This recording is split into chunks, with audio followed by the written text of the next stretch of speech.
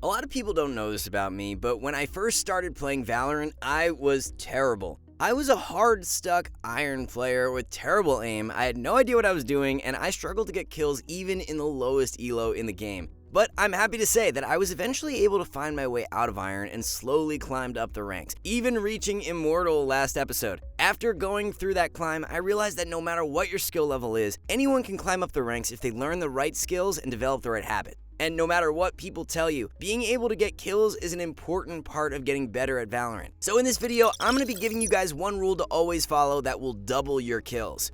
Before we get into it though, remember over on the website, these tips are only part of what you need to learn to improve. Over on SkillCapped.com, we have all the nutrients you need to grow in Valorant. You can't just eat the dessert, you gotta have the steak and potatoes too. After reviewing our agent courses and learning the maps from our experts, you'll be on your way to that rank you've been shooting for. So, what are you waiting for? Get started today at SkillCapped.com, you'll thank me later. Now, let's get back into the video.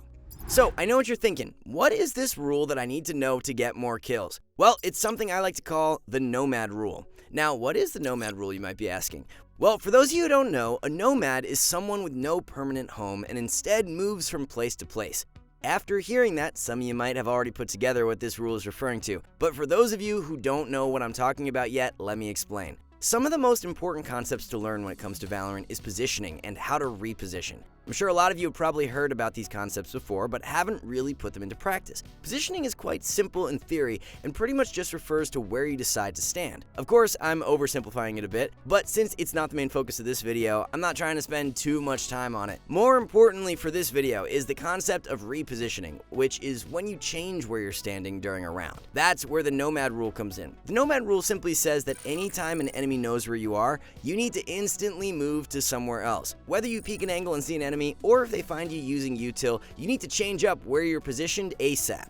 At this point, you might be asking, is this really that important and can doing this really double my kills? And the answer to both of those questions is yes. A simple example is when you peek an angle, take a shot on an enemy and miss. Most of the time, players will re-peek this same angle, which causes this fight to become a 50-50 since the enemy is now holding the angle, knowing that you might peek from there. If you follow the Nomad Rule, you'll instead change up the angle you peek from, and a lot of times you can catch an enemy player off guard and get a free kill while they're still focused on the angle you were holding before. Valorant is a game about information, and by constantly switching up your position, you can quickly invalidate any information you gave the enemy team. The thing is, a lot of the time, the first place players are going to look for you is the place they last saw you. So if you're still there, you're going to at best have a 50-50 aim duel with another player, and at worst, get run over by the entire enemy team. By repositioning quickly, you can catch enemy players off guard since they won't expect you to be playing in that new position, and therefore will likely not clear you properly. A pro player that does this really well is TenZ,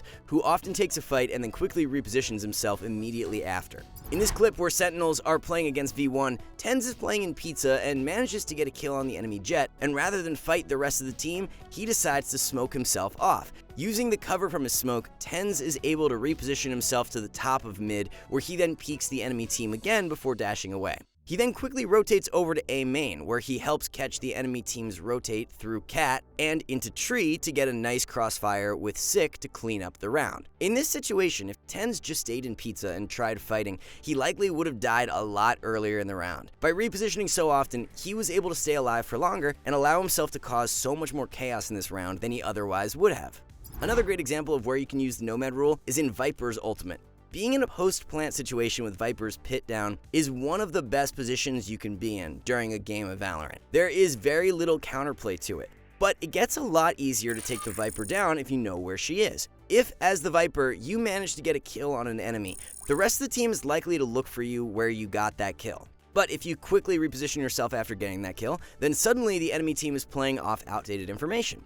This gives you back that element of surprise where the enemy team now has to find where you're playing all over again, giving you another chance to get a free kill. In this clip where BBL and G2 were playing on Icebox, Viper has her ultimate down on A. They get in a nice aggressive position near jail and are able to get a kill on the enemy Killjoy while they were pushing towards site. Instead of staying in the same position and letting themselves get traded, Viper instead decides to quickly rotate closer towards site. Because of this, she's able to stay alive and set herself up for another kill later in the round, while also making the enemy players on the rope above worry about where she is, since they now know she is somewhere behind them. This pressure gives him 2 easy kills during this round, and his teammate on Sova is able to get 3 kills for himself. Finally, before we go, I wanted to show off an example of a pro game where a player didn't choose to reposition after getting spotted. For this last clip, we have a round from a game between Knights and NRG, and there is a lot going on in this round, but I really only need you to focus on Chamber. After getting spotted by the Sova dart on site, the Nomad Rule says you need to reposition. Here, Android decided not to, and because of that, he ends up getting peeked by Jet and dies to the Sheriff.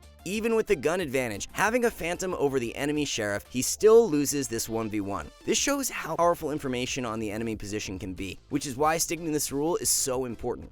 If the Chamber just teleports away here, he would have survived, and his team could then move in for the 5v5 retake with better guns. At the end of the day, the Nomad Rule comes down to being less predictable, because the more obvious your position is, the easier you are to kill. Something as simple as not playing in the same exact position every round on defense, and maybe even switching which site you play on from time to time can be enough. Understanding how to reposition yourself is a very important skill to get a grasp of if you want to climb in Valorant. It is something that can instantly make your life easier when you start doing it.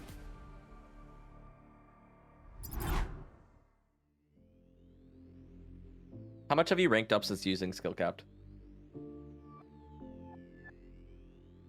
That would be 5 times now. I placed Iron 1 on my first egg. And what rank are you now? Gold 1. Like, so I jumped from like Silver 2 up to Plat 1 within like 2-3x maybe. What's your favorite part of the website? I absolutely love the Smurf commentaries. Agent courses and the game sense ones. I think the agent guides.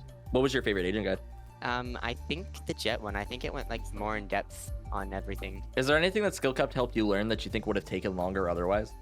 I think my whole aiming situation. Like how to use the agent abilities, like the util.